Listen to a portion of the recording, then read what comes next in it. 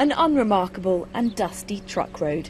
The only signs of life are articulated lorries moving goods across the country. But tucked away in the middle of all this sand is one rather more remarkable industry, a camel tannery. While camels are a man's best friend in this part of the world, they aren't much used for their leather. The camel is of course exposed to very hard environmental conditions. But this man is trying to change that.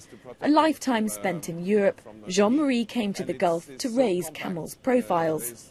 10 times more fibres in the camel hide than there is in the cow hide, for example. No expense has been spared here. This place costs twice as much as your average tannery. We have an installed capacity of about 1,500 hides a day. We transform into a finished leather that can be used. The tanning process consists in stabilizing irreversibly the collagen structure of the hide.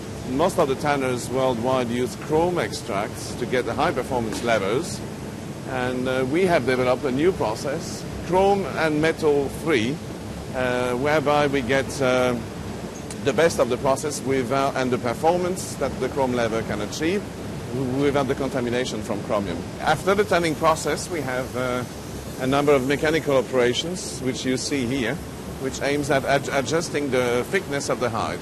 It's important to standardize the thickness of all the leathers we produce.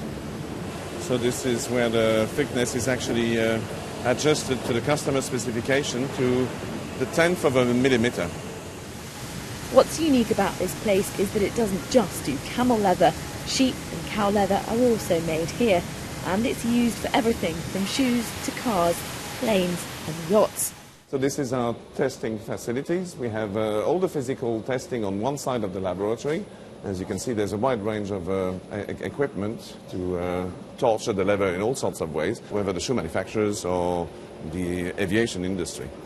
And we are standing here in the chemical testing section, where the leathers are also assessed for the chemical part of it, their chemical characteristic and chemical performance, their resistance to chemical exposure.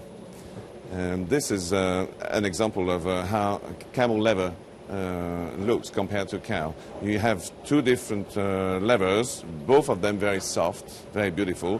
One is cow with a fine structure. We all know cow leather.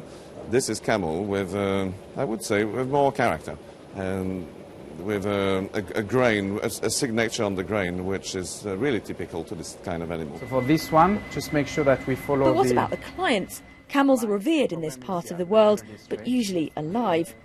Surreal designs interiors for yachts, big business in the Gulf. So what reception did the leather get? When we got the first samples, basically I took it to a few clients that we are a little bit closer to. And I've asked them, like, would you be upset if we use this leather on your boat? Local people actually love it. I was quite surprised, but they really like it. 80% of the tannery's business is currently here in the region. The rest goes to places like Europe. But that's a figure Jean-Marie wants to boost. With a history in high-end fashion houses, he reckons he can convince the skeptics.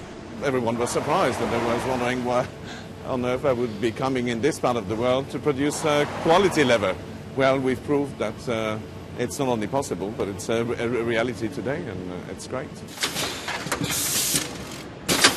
An industry that could easily have been dismissed as an oil-rich government's vanity project seems to be proving profitable.